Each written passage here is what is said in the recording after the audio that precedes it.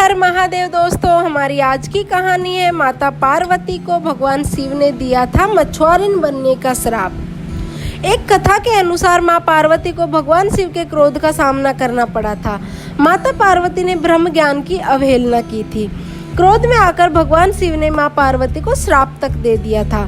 माता पार्वती और भगवान शिव की प्रेम और समर्पण की कथा तो हम सुनते आ रहे हैं। शिव पार्वती का मिलन और उनके पुत्र गणेश जी की उत्पत्ति की कथा काफी प्रचलित है, लेकिन एक कथा ऐसी भी है जिसमें माता पार्वती को भगवान शिव के क्रोध का सामना करना पड़ा था। क्रोध में आकर भगवान शिव ने माता पार्वती को श्राप दे दिया था, जिस वजह से माता पार्वती को मछुआरे के घर जीवन व्यतीत करना पड़ता। तो चलिए जानते हैं शिव पार्वती की ये रोचक कथा। एक बार भगवान शिव माँ पार्वती को सृष्टि के बारे में बता रहे थे। माँ पार्वती भी उन्हें ध्यान मग्न होकर सुन रही थी।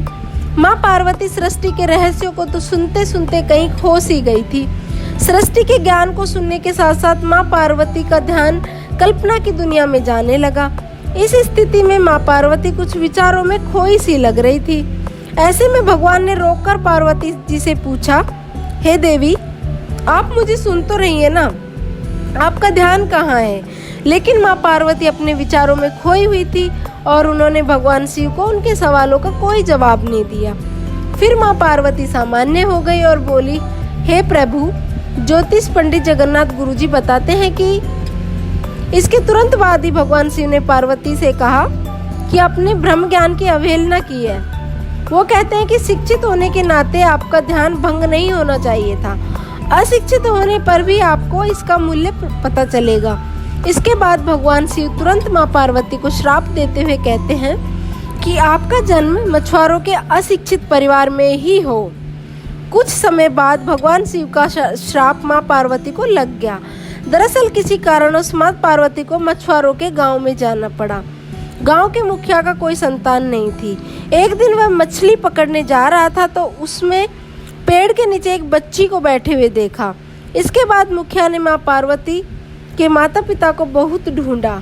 इसके बाद मुखिया ने आकाश की तरफ हाथ जोड़ते हुए कहा, हे प्रभु, आपका बहुत बहुत धन्यवाद।